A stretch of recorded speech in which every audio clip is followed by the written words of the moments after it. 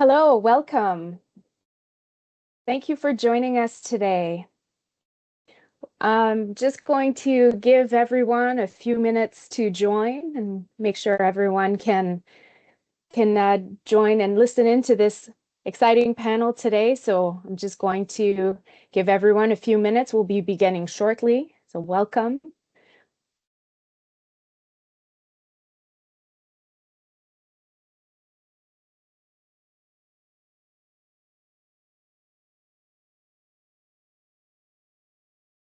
Great.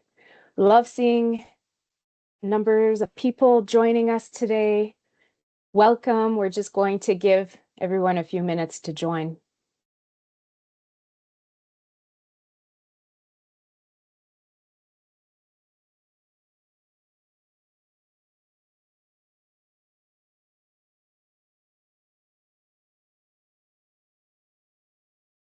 So once again, welcome everyone. So we're waiting for everyone to join, giving a few extra minutes to move between virtual meetings, I'm sure, or physical ones too.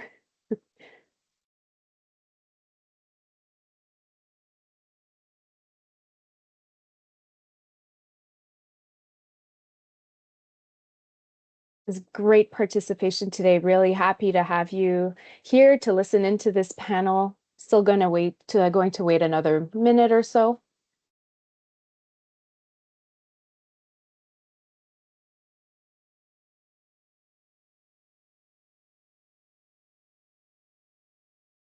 Great. I think I'm going to slowly get started and just make sure I have everything I need ready to go. So welcome once again. Thank you so much for being here. My name is Camille Beausoleil, and I'm the Executive Director for the National Managers Community, or NMC for short. So thank you for being here. We're so excited to have this panel this afternoon. So before we begin today's session, I'd like to acknowledge that I'm located in snowy Ottawa today on the traditional unceded territory of the Algonquin Anishinaabe people.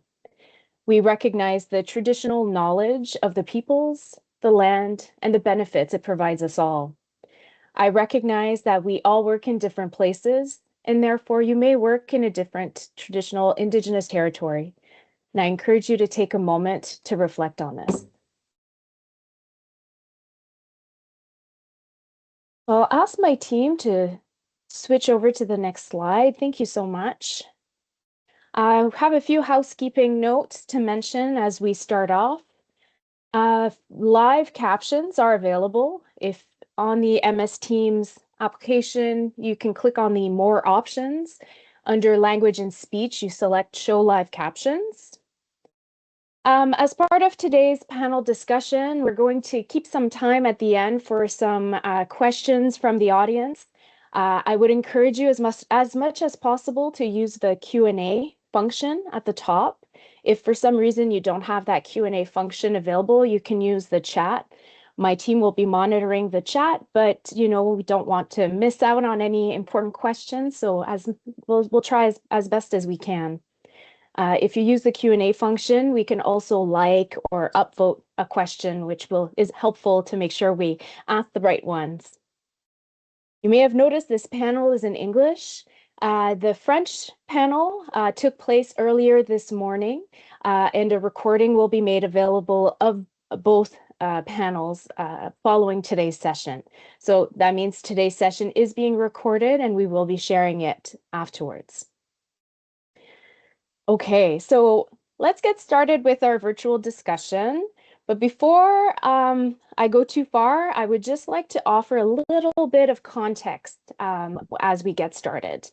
So for several months now, the NMC, we have been taking the pulse of managers from across the country through short pulse surveys in our monthly newsletter.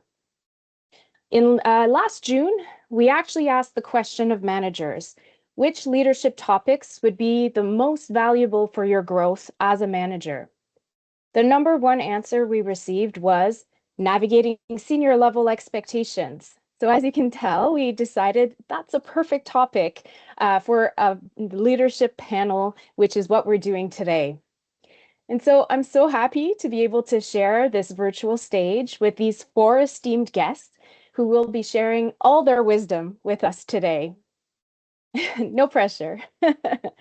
So to start us off and to get to know you a little bit better, we'll start us off with our first question, which I'll be asking Gabrielle, actually. So if you could please briefly all introduce yourselves, but also tell us a bit more what leadership means to you. So please get us started. Thanks, Camille. That's appreciated, and thanks for being here. It really is a pleasure. And as Camille mentioned, my name is Gabrielle FitzGerald. I am currently serving as the Senior Director of the Analytics and Systems Division of the Department of Justice. So a little bit around the question and how that introduces myself. It's the fact that I've been a career public servant spanning 2 and some decades, not to give away too much of my age, but it has been shaped by the various leaders that I've had the pleasure to know and to work with. These interactions, all of these, various knowledge gathering, the core values, both of the federal public service, and then my own core values, and the focus on collaboration and results are what are part of the things that drive me as a leader. As well, what's really important is that I've had the privilege to work with diverse teams.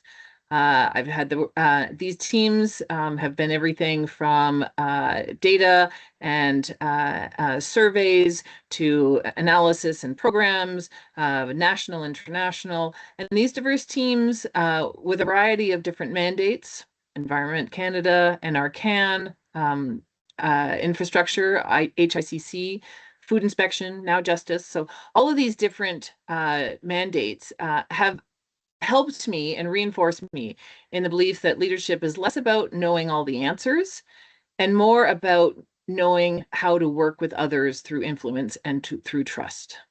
So with that, leadership means creating an environment where people feel valued, informed, and empowered to succeed.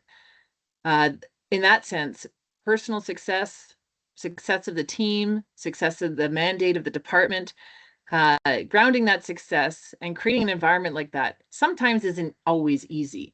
Communication takes time, outreach and engagement, at its values when you've got pressing deadlines.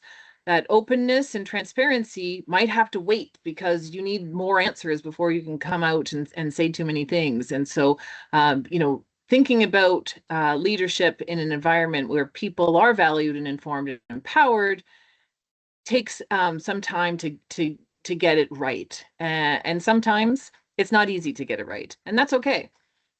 But what I wanted to just close on before I pass it back is that you don't have to be in a position of power to be a leader. Listen, create a sense of direction, be resilient. Many of you are probably already demonstrating all of these and many other qualifications as leaders in the federal public service. And I just wanted to say thank you for taking the time today to invest in that topic and have this discussion. That's great. Thank you so much. I'll pass it over to you, Anthony. Perfect. So my name is Anthony Sheehan. I'm the Chief Digital Officer at Public Safety Canada, but you can learn more about my professional life on LinkedIn. So I'll let you do that if that's of interest. Otherwise, on the more human side, and which takes up most of my life outside of work. So I have 2 young kids, 10 and 12. And I basically drive a taxi to arenas and hockey practices and soccer practices and so forth. That's pretty much my life, and I live on the Quebec side in Elmer. What leadership means to me, I mean, Gabrielle touched a lot of the key points, but at least that resonated for me. It's really around helping your team achieve more than what they thought possible. And that takes a number of things. It takes trusting them. It takes empowering them. It takes challenging them. So the fine line between, being a boss and a friend. And I think it takes an environment, like an environment where people can be themselves and truly feel safe to, like I said, be themselves, but also speak their mind. So I'm a strong believer of, fearless advice and loyal implementation. So I think those are some of the key concepts of leadership, and totally agree that you don't need to be a manager or a director or DG or DM to be a leader. You can lead from where you are. If you're interested, I'll reference another book later, but I like to read lots of books, and John Maxwell's, I think it's 360-degree leader. So basically you can lead from wherever you are. And I think that's a really, really important concept, and arguably what's expected of all public servants as well, to lead through these really dynamic times. So back to you, Camille. Amazing. Thank you so much. Donnalyn, I'll throw this over to you. Thank you so much. Thank you for inviting me. I always really enjoy being part of these panels with colleagues from across the system. So as Camille said, my name is Donnalyn McClymont. I'm one of the deputy ministers at the Privy Council office. I'm responsible for appointments, basically, the deputy minister community and all senior level governor and council appointments. And I'm also responsible for public service renewal in terms of supporting and advising the clerk on how we want to shape the public service of the future. So this is really an important opportunity for me too, to hear about what's going on in your departments and what are some of the preoccupations. So I'm very grateful for that opportunity.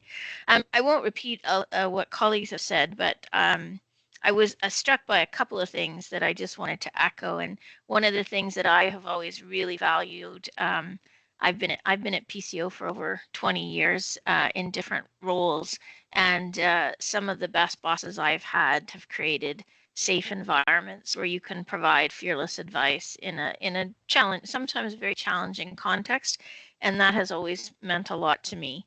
I think this notion of being supportive and having your teams back if they're going to give that fearless advice and take risks and try to meet the moment is really critical. And so managers have to demonstrate a lot of courage sometimes, which can mean personal risk for yourself. But it is so important for your team. I feel every day I have to demonstrate a certain level of courage in the job that I do. I think the other thing too that I just wanted to flag for myself, what leadership means to me as well, is bringing a diversity of voices and perspectives. When I started in the government, and I will age myself, Gabrielle, I'll be brave, I'll be courageous. Over 30 years ago, a lot of meetings when I went to, I was the only woman in a professional sort of substantive policy analyst role, and I sat around tables with a lot of men who were my father's age, and I felt completely out of place, and it was so hard for me to adapt to that. And I know that's just like a small microcosm for what some of our colleagues face who come from diverse backgrounds, but I know how hard I found that, and it took me a lot of years to really find my voice and to be courageous. And so I really do try to open that opportunity for folks coming from different backgrounds. And I really do hope the legacy of the public service is that we really do kind of change the face of who we are over the next over our generation, quite frankly. And the last thing I would say, and the clerk says this too, is that you have to have fun. You have to create fun, you have to make fun, and you have to have fun. And I think when he said that, you could just see the temperature of the deputy minister communities go way down, because we were so grateful to have someone who likes to laugh, make jokes, make fun of themselves, and not take it all too seriously. So those are some of the things I live by. Thanks. Thank you so much for that. And Thiago, over to you. Hi, everyone. I'm so excited to be here too. It's hard to follow the three superstars here. But I'm Thiago. I'm the director of the Office of Strategic Policy and Integration at Health Canada.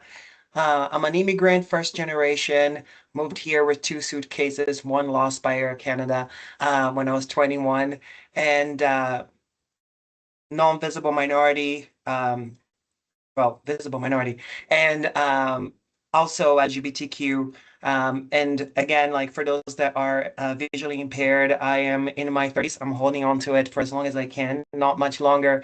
And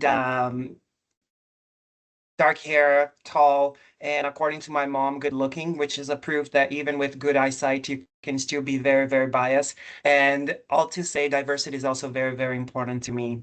And I even got a little bit nervous as I started to talk once Donnalyn raised that, because that feeling of leadership to me really comes to being brave, to be vulnerable. And I think it takes a lot for you to represent yourself, to bring your full thoughts to the table, and navigating what I like to call the paradox. I think when you come to be a leader, it's what you're going to do every day. It's navigating this paradox. And the basic of it would always be managing that great environment where people feel happy, comfortable being themselves, free to be themselves. And to create that, you need to do that for yourself. You have to be brave enough to bring your full colors to the table. And sometimes that's uncomfortable. But when you free yourself, you free others to be themselves as well. So I think that's one pillar. The second pillar is meeting the governments or the objectives of the organization. That's also part of our job. And sometimes those two forces go against each other. Sometimes they're complementary. But how do we navigate this complexity and this paradox in trying to create this place where people are feeling good about what they do? They feel they have the space to be themselves and do what they believe is the right thing to do, to take risks. So I would say that that's kind of my vision to just nuance everything else that everyone said here.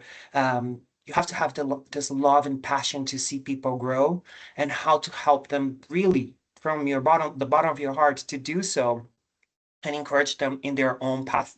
Sometimes they're going to take decisions and choices that you may not, but everyone will have their own individual journey, and acknowledging as humans, and I think that's a part of the vulnerability, but the authenticity, to remind ourselves that being a leader doesn't make us not to be human, doesn't make us not going through stuff in life, and understanding that people go through stuff in life every single day. There's going to be celebrations, there's going to be sadness, there's going to be death, there's going to be all those things that will make up what a life is. And you as a leader just help people navigate that while, enabling the organization to thrive. So I think those are some of my thoughts. One more thing that I would say really stuck to me is thinking that sometimes as leaders, our job is not only to get the work done, but creating systems that get the work done. So really having that delineation in terms of process that if I'm not here, the organization will still continue. If analyst B or analyst C is not here, how can we create an organization that survives and thrives, whatever adversity or life situation is thrown at us? So I think those are some thoughts, and I'll stop at that because I get very excited. Thanks, Thiago. Thanks to all of you. I think you all really touch on some very interesting and important qualities of a good leader. And I suspect we'll be touching upon some of those pieces as we continue the conversation. So my next question, I had a chance to kind of give a bit of the context of where this topic came from, but I'd be curious to know, how do you describe this idea of meeting senior leadership expectations, specifically in today's public service context, in the context we're working in, and if you have any success stories or what it could look like from your perspective.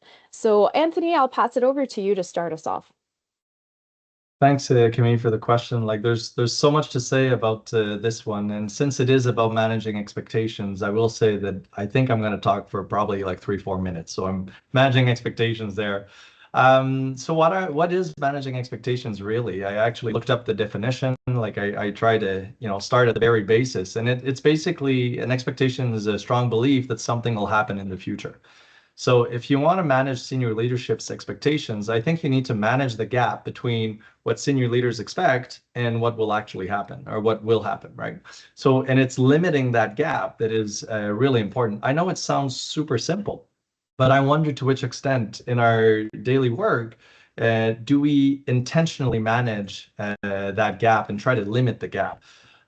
So here are a few things that I've gathered along the way that I think helped me, and I wanted to share with you. So first, I think we need to be really clear when we want to manage expectations. We need to be really clear about what is it that's going to happen. So to do this, I usually start with the end in mind. So whenever I get a tasking, a request, I start by defining the goal, the outputs, making sure that I understand what it is that's being expected. Who's going to approve the end product? Is it briefing note? Do you just need like a verbal briefing? Is it going to a committee? Like, how does that all work? And I confirm that information with the leader up front. And that is really useful because then it increases clarity, and then we can focus on delivering.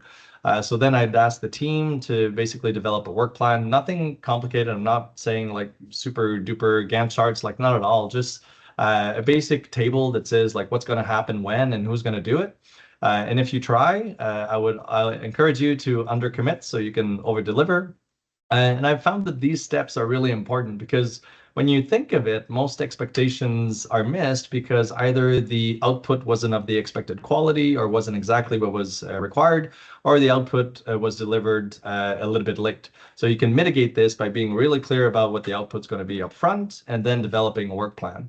And then when you have that as a basis. So it really is about updating the work plan and keeping your leader informed when things evolve and slip and issues arise or life happens, which will undoubtedly happens, which again is why having a little bit of buffer or under commit is good.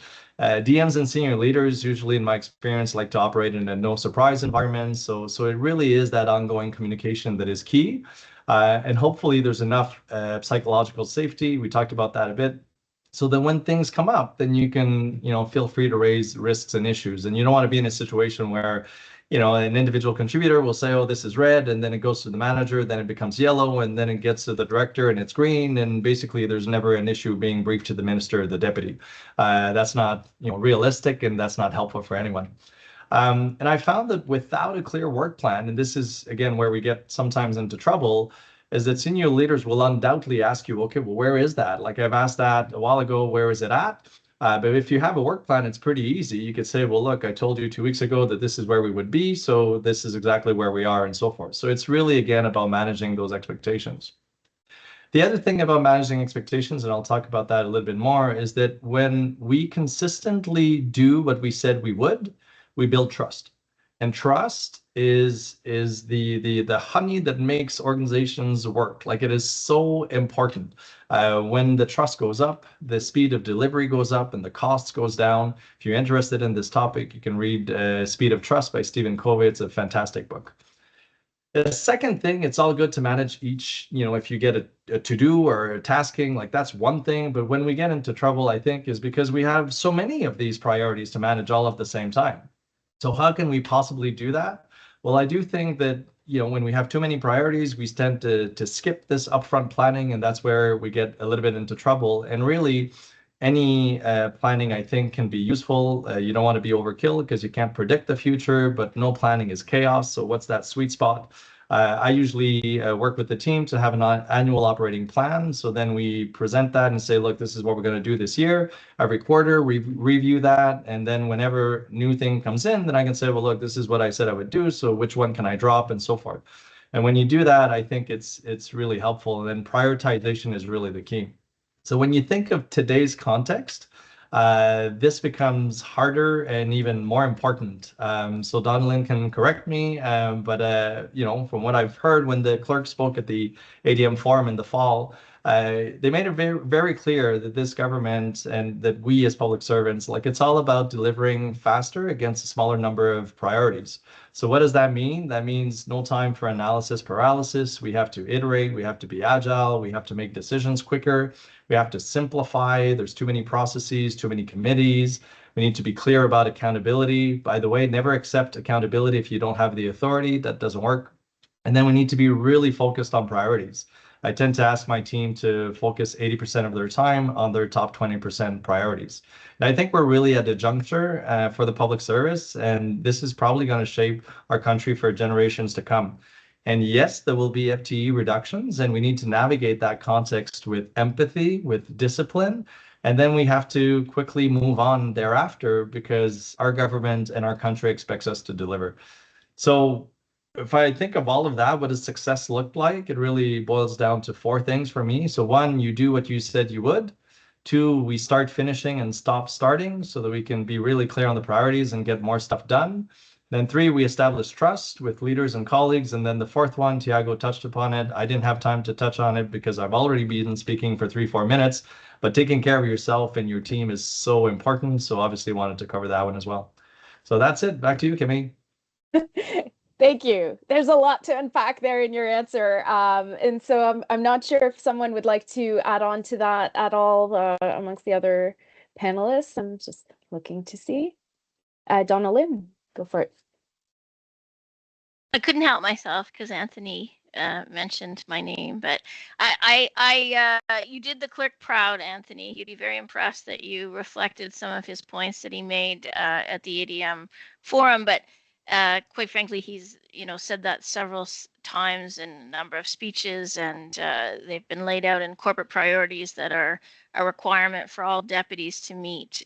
His 4 areas that you spelled out: focus, simplification, accountabilities, and diversity and inclusion are the 4 areas that he's asked deputies to focus on, and he has continued to carry those messages. And I think I would just add the context that we're operating in, the clerk and the prime minister, if they were here, they would say is, kind of something that we haven't seen since the Second World War in terms of the challenges the country's facing and how we have to pivot from a long-standing relationship with our biggest trading partner to think about how we shape the future of this country. And as Anthony said, we're going to do those things with different resources, with less resources. And that's going to really force us to focus on priorities. And this really is a transitional time of change for the public service. But it's a real opportunity for those of us who are leaders and for all of you out there who are listening to really make a difference in how you do your work, focusing on your priorities and on the priorities of the government and what your managers have asked you to do to try to meet the expectations, as Anthony described, of senior leaders. So good job, Anthony. Yeah, Thiago, go ahead. I love these answers. I want to add a few more things. I find one, my time working at PCO and getting closer to PMO is understanding the different considerations at a different level. As you're going to navigate, the political level will have some worries, the DM will think about other considerations, and it goes lower the levels. There are going to be different considerations. And I find that a lot sometimes is lost in translation in terms of meeting the expectations. What we may think is the most important thing might not be at the ADM level, might not be the most worrisome point at the political level. And I think for us as public servants, it's really important that we started to think about those different perspectives and what the worries are. We may be thinking, oh, we don't have enough resources or time and operations, whereas the political level, what may be thinking about, is that the right thing to do? Would that give Canada the best results? And stakeholders will be happy with that. So those are some of the things that we as public servants, as you're going to start to move up, to really try to think that full chain.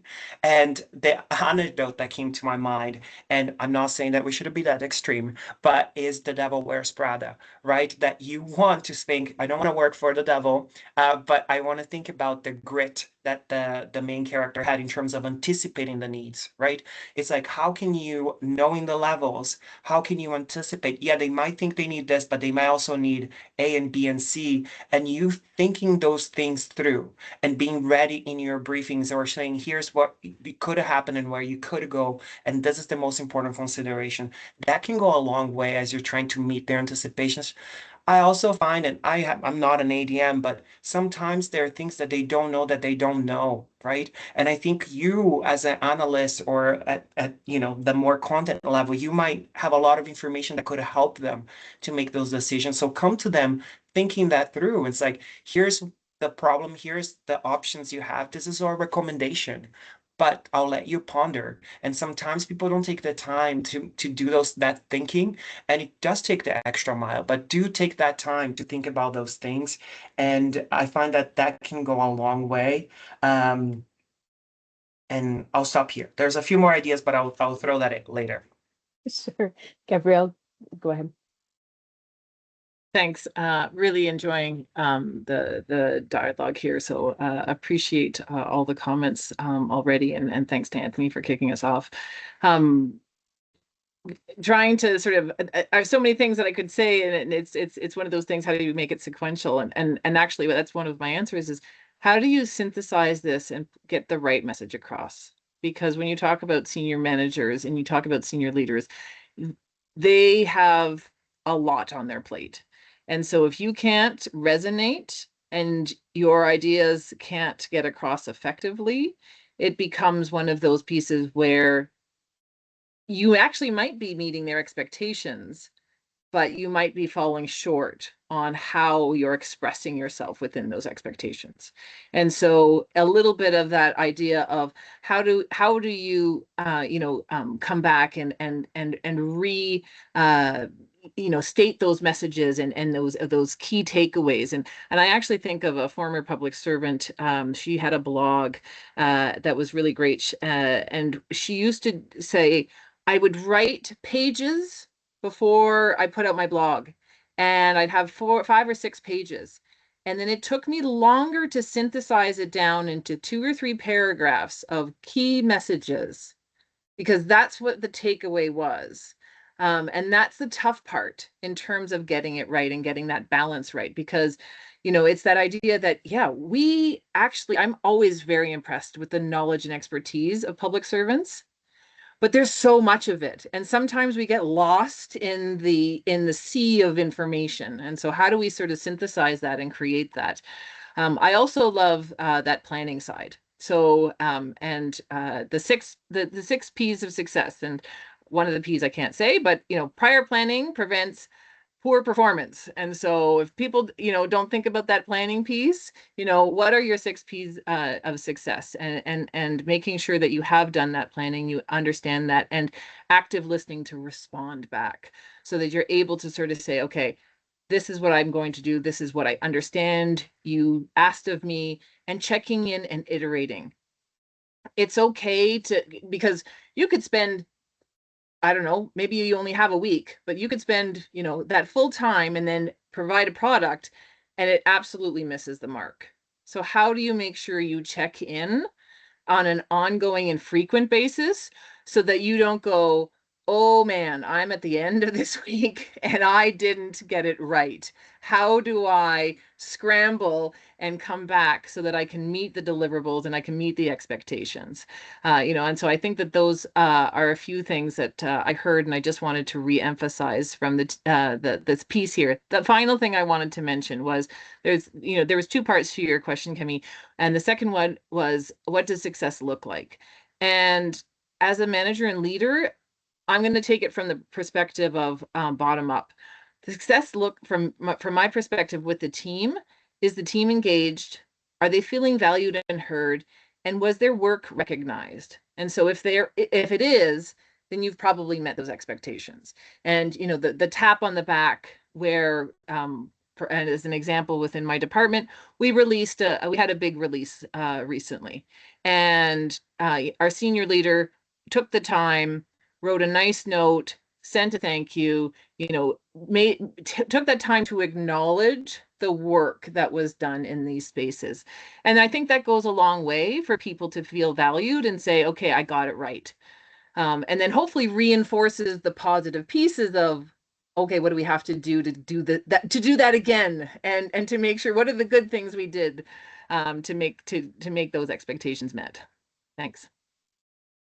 Thank you. I'm really happy we're recording this session because I feel there's so much gold nuggets in here with your responses. Really appreciate it. I'm going to move over to our next question, where we often hear managers described as the meat in the sandwich. You have pressure from above and from below with your team. You need to manage up, manage down. What strategies have you found to be the most effective in kind of mitigating or navigating that tension between the top and the employees as well? Thiago, how about you start us off? I find there's so many things I want to share about that one, but let's start with one. I really want to hone into authenticity, right? So I think when you're authentic and you're really telling, here's what the challenges I'm facing, this is what we need to do, and you bring people in as part of the decision making, you get to start build more trust and accountability. So I think authenticity will be the foundation of everything that we do. And then I find the other piece is understanding that, context. I know there's a lot of things happening in the government right now, and it's a period of incredible change from the inside and from the outside. And reading the room, sometimes the morale can be low, and sometimes there are things that you may not have control. And some people have described that it feels like a witch hunt. It's like there's going to be WFA, there's going to be return to the office 5 days a week, there's going to be this, there's going to be that, and it's a lot of things. And how do we get people back? And the word to me is, how do you keep hope, right? How do you keep hope with your staff to say, yeah, there's all those things happening, but we are strong. We will find a way. We will be strategic, and how we can define different ways and think on how can we deliver on this project in a different way. So some approaches I have used managing down is, communications. How can we do the work? How can we get the work done? Can someone here be very excited about getting that work done? Or is that an opportunity for growth for someone else? So how do we just be creative with the stuff that you have and try to think outside the box? I think that's one piece. The other piece is, when you're managing up, also having that conversation about, how can we make the process more efficient? Sometimes you don't need to be going all the way up 20 times.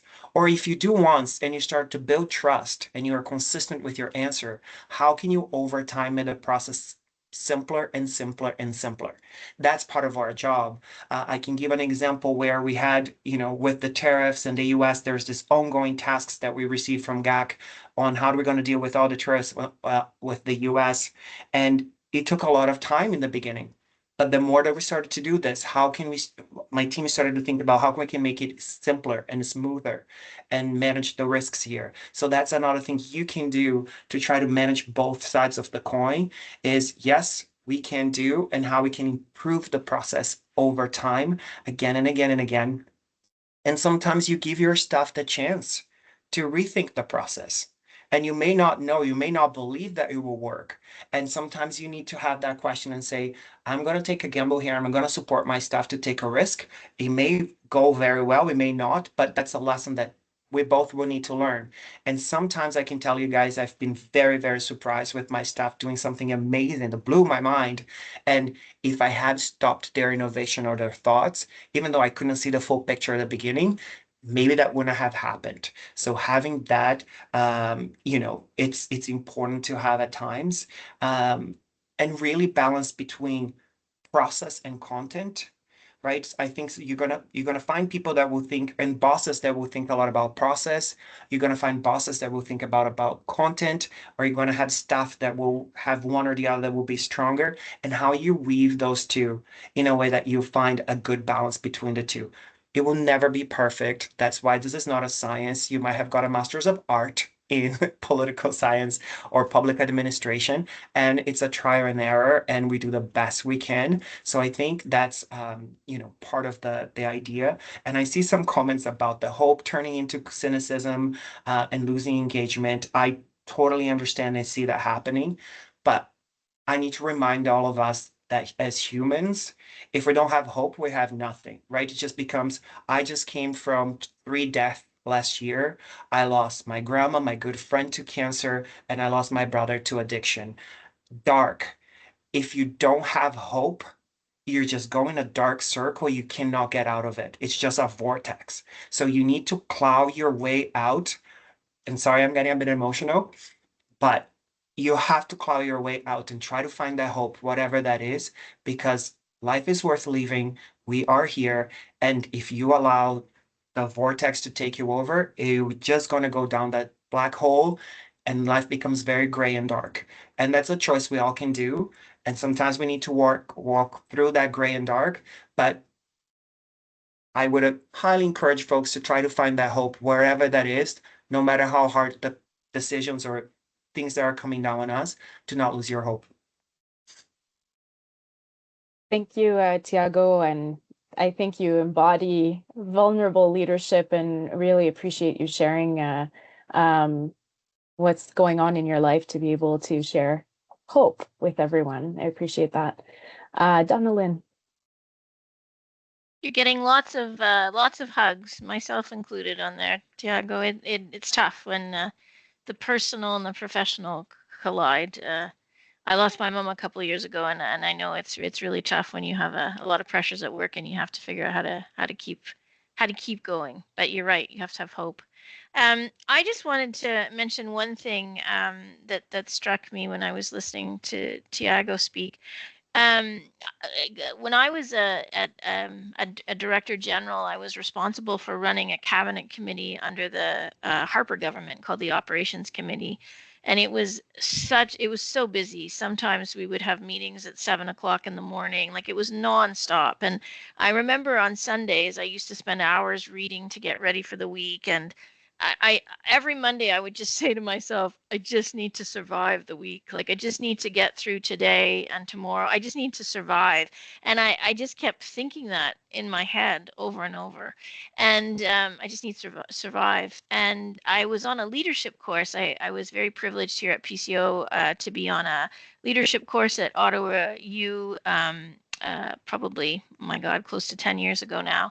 And they had a speaker. We actually went on a study tour to the UK, and we had a speaker who ran, this woman who had been in banking most of her career and had recently taken a job on as the head of their child protection agency in the UK. And you can imagine how tough a job that would be.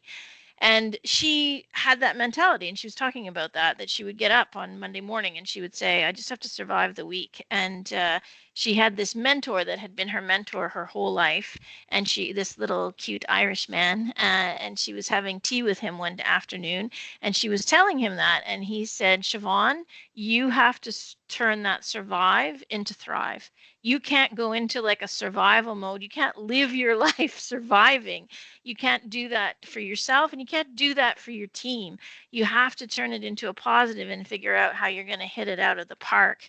And I have to say that really struck me because I had that mentality myself, and I had to appear before. I've had to appear before parliamentary committee quite a few times, but not a ton, and not in intense circumstances. And last year I had to go quite a few times. And so when I was looking at this question and I was thinking about managing through tough situations and tensions and managing workloads, and I said to myself, I'm not going to just survive this. I'm gonna do well at this, and I'm going to learn from this, and I'm going to do my best for the team. And it actually, going in with that attitude, made it a lot easier for me, and I hope it made it a lot easier for the team as well. Thank you. Thank you. Yes, Sorry. please go ahead. No, go ahead. Yeah, no, I really like that idea of how do we talk about that, because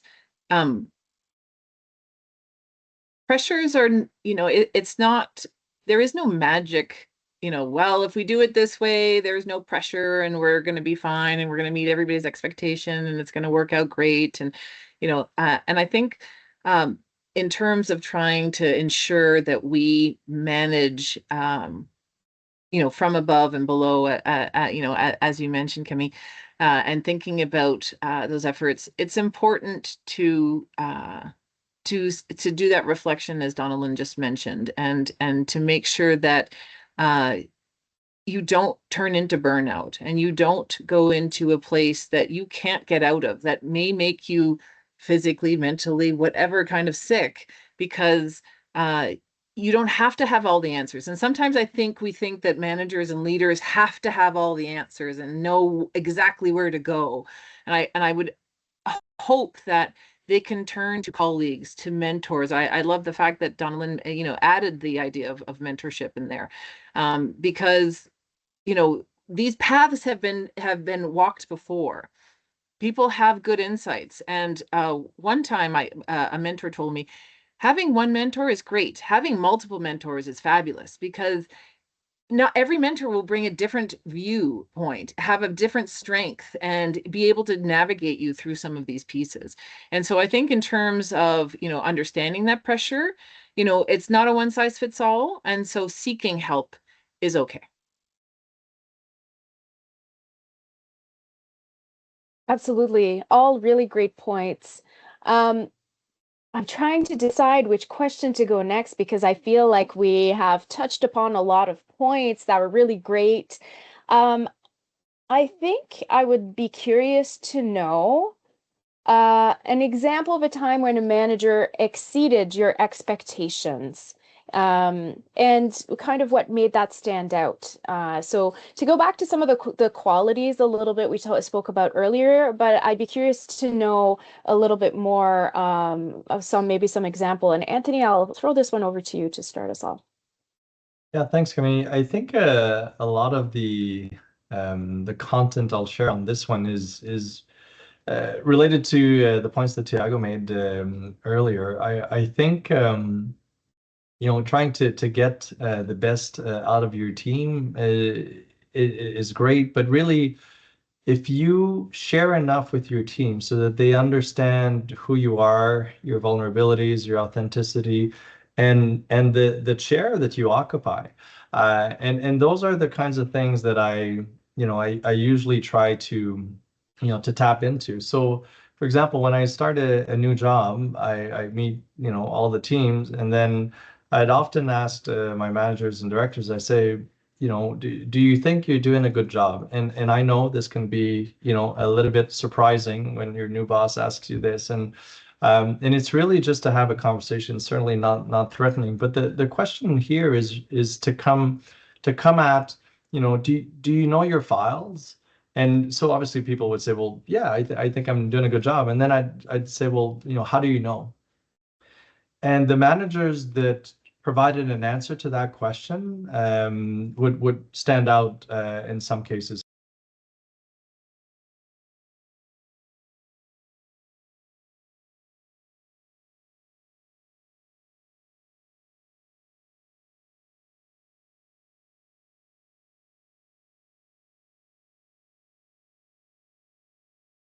You're basically managing a business unit or a service or a program, a part of the organization. And I think that understanding that is really important. So how can you have a full understanding of what you're managing? The other example that or situation that comes to mind is really someone that puts themselves in my shoes. So again, some of the questions I like to ask is, well, if you were in my place, what would be your top three priorities? So sometimes people aren't too sure, but the managers that have an answer to that is because they thought about it. And that's why I think actings across the public service is so interesting, because I did 10 years in the private sector, and there's no actings, and there's certainly no compensated actings. Here it's fantastic to be able to take your leader's position for a little while and say, holy crap, I had no idea what they had to deal with, and now that builds empathy at all levels. But being able to really put themselves in the leader's shoes, and then say, okay, well, based on that, this is what the person needs. I need to integrate with comms or HR. I need to look at, manage on my level. So by the time I make a recommendation to my leader, it makes it easier for them, because I've considered all of the aspects. If I've asked to look at the chair, well, I looked at the table, and I looked at the room, and I looked at the house. So really kind of understanding the big picture, and then being really clear about what's coming next. So, what I like to ask my team is, whenever I get something, I like to see kind of a traceability, which we used to have in dockets. And no, I didn't use dockets in government because I wasn't in government when there were some. But, sometimes we lose that traceability now in the digital world of, okay, well, who saw this before? And then who's going to see it after? So without any routing slips, like you lose that context. So when something comes from my teams, and I can say, well, look, I consulted with this and that person. This is what they recommend. Here's what the material is. And once, based on your feedback, this is where it's going. So again, kind of the situational awareness, the integration across all perspectives and levels. Those for me are the managers that stand out. And lastly, one thing that I always find interesting is when a manager goes somewhere, and then there's a bunch of people that leave with them. So obviously that oftentimes is a testimony of a great manager, a great leader, someone that inspires people to give their best and be authentic. And I think that is obviously a really key success metric when you see those kinds of situations. So I think I'll stop here. I'll turn it back to you, Camille. Sounds great. Thank you. Gabrielle, I think you beat out Donnalyn on that one. Go Oh, for it. wow. Maybe it's my Jeopardy moment, that fast clicker. Thanks so much. Thanks for kicking this off, Anthony. And I think the question's great. I know we're going to run out of time. We had other questions, but it actually made me think of one of the questions and the answers I had prepared around. So just a sneak peek for everybody else. We were given the questions ahead, so phew. But in one sentence, what is the single most important piece of advice you'd give to a manager based on what you know now? No, stop. I can't. We're gonna come back to that one. Okay, I want to do a say, round on that one, so I'm gonna stop you there. It aligns with what Anthony's talking about, and I thought, oh my gosh, this is like a perfect segue, and I thought we'd run out of time. Okay, I've ruined it. I'll keep some time for that. I promise. Yes. I take it back. So yeah, no, but just in the sense of talking about expectations, I really enjoy it's that idea that they anticipate. I'm coming and I'm asking the questions, and then they're a step or two ahead of me because they know where we're going.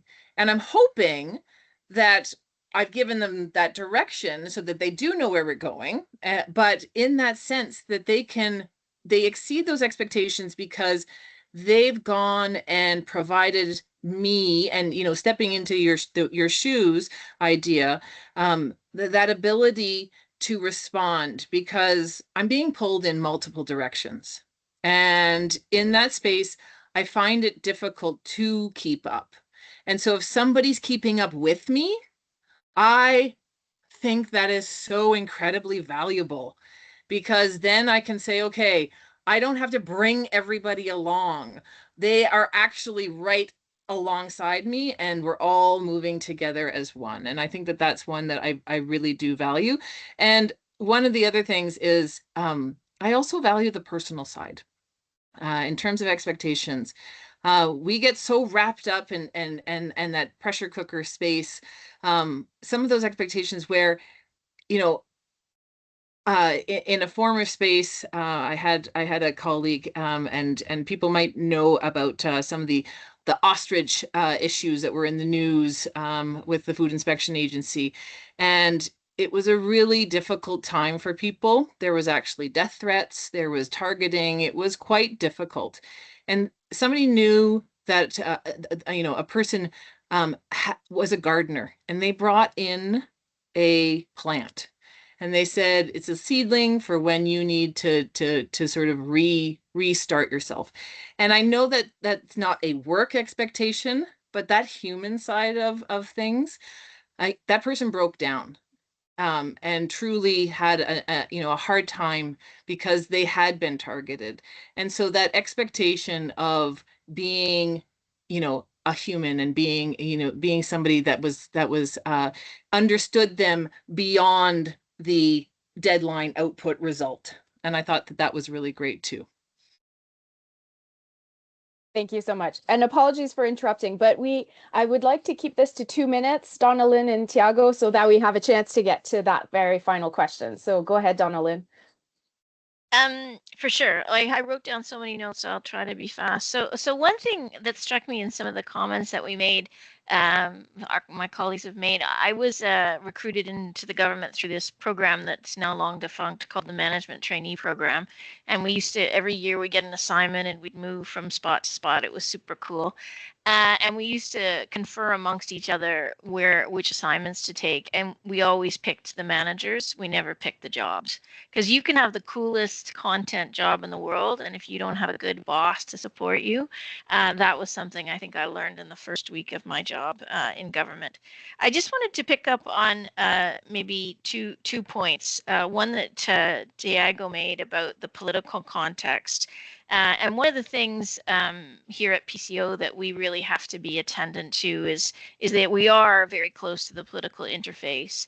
And that had to be one of the best lessons I learned from one of the bosses I had here in terms of providing fearless, nonpartisan advice and not trying to guess or understand the political context. Our job is to give the best public service advice. And so for me, the people I've worked with over the years that I've had the most respect for are the people that are willing to provide that advice, stand behind that advice, and defend that advice. And that is not always easy as you get up the chain. And I think it's important, an important piece of context in terms of what makes a great boss. The last thing I will say is that the trouble stops with them is what I wrote down to myself. And being at PCO when things explode and somebody's head is blowing off. When I was first here, that was a very common way to carry on. Mercifully, things have changed over time. But the people I loved working with the most in my time here at PCO, I knew that they were getting an earful on one end of the phone, and that earful was never passed down to me. I always felt protected and supported. And I just wanted to mention one person that I worked with here at PCO who was incredible in that regard, and actually passed away when she was an ADM here. Her name was Joan Atkinson, and she was probably one of the finest public servants I've ever worked with in my life, and she embodied all those things, and I just wanted to pay a bit of homage to her. She passed away around this time of year about 15 years ago. So thank you. Thanks for sharing that. Thiago, I won't get to you if that's okay, so that we can conclude, as I promised, with our final question, which is, in one sentence, what is the single most important piece of advice you would give to a manager today based on what you know now? And since I stopped, I kind of cut you off, Thiago, how about you go first on this one? Put me last. I'm going to collect my thoughts and summarize Okay, here. all right. Well, Gabrielle, how about you go then? Yeah, and apologies again for getting ahead of the game on this one. I think there are a few pieces that we spoke about, but one sentence. Focus on building trust through transparency and empathy, because in today's environment, people follow leaders and managers they trust and who treat them as individuals. And so that kind of went to the piece when Anthony said, when people leave, a whole bunch of people go with them. That whole idea that they follow those that they trust and that treat them as individuals. And so that was just one I thought was that resonated with me. So thanks. Thank you. Then segue to Anthony then. Yeah, for me, it'll be really short, and we talked quite a bit about it today, but it's just being yourself. Feel comfortable to be yourself, say what you think. Don't be shy to share when you're struggling, whether it's personally, professionally. I think authenticity and vulnerability builds credibility. It doesn't make you weak. It actually makes you stronger. It makes you less lonesome and makes you more real. So that would be my number one recommendation for all of you. Be yourselves. Fantastic. Thanks. Donnalyn? I totally agree with that. You have to be yourself. When I first took this job as a deputy, I really suffered a lot from the imposter syndrome. And one day, the clerk asked me how it was going, Janice Charette at the time, and I said, "Oh, it's good." And I was talking about the work, and she said, "What about you, kid? How's it going?" And I said, "Well, I go to these meetings and I feel super uncomfortable." And she said, "That stops today. You've got this." And so I want to say to all of you, you've got this. Thank you. You guys probably as managers don't get thanked enough. And so I would just say on behalf of the deputy community, we worry a lot about you. We talk about you a lot. We want to make sure you're okay. So take care of yourselves and have a nice break over the holidays. And thank you for all you do. Amazing. Thank you for that. Recognition is key. Thiago, There's a last lot, words? but I'm going to try to be very quick. One, be a good human. I think don't forget to be a good human. That's so important. And in doing so, take care of yourself, know what your limits are, know when you are below the line or above the line. And I will put here in the chat what I mean when you're feeling okay and you have the capacity to engage. And then the final point is I've read about meta thinking, and it's about think about how you think. Not about just the outcome, but think about how you think and your tendencies. And I think that will give you a long way of, navigating complexity and paradox and difficulties. So that's it. I know I have 30 more seconds for you to close, Camille. That sounds great. Thank you so much for your participation today. I know we didn't get a chance to get to Q&A, but I feel like the conversation was worthwhile to keep going.